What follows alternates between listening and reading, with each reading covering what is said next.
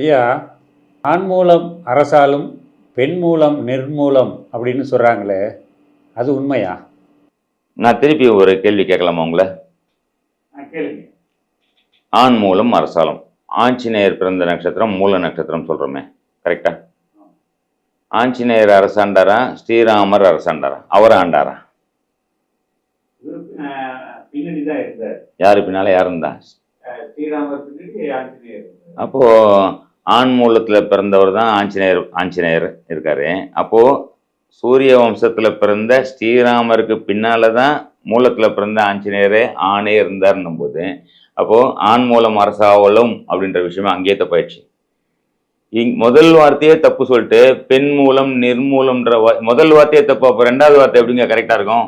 பெண்கள்னா சாதாரணமாக நினைச்சிட்டீங்களா?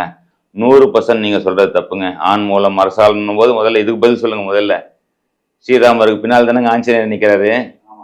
அப்போ அங்கேயே தப்பு. அப்புறம் ரெண்டாவது வார்த்தைக்கு போக வேண்டியதே இல்லை. அதெல்லாம் ஒரு விஷயமே இல்லைங்க. இது சும்மா இதை கட்டுக்காதுங்க. இதில் எனக்கு உடன்பாடு இல்லை.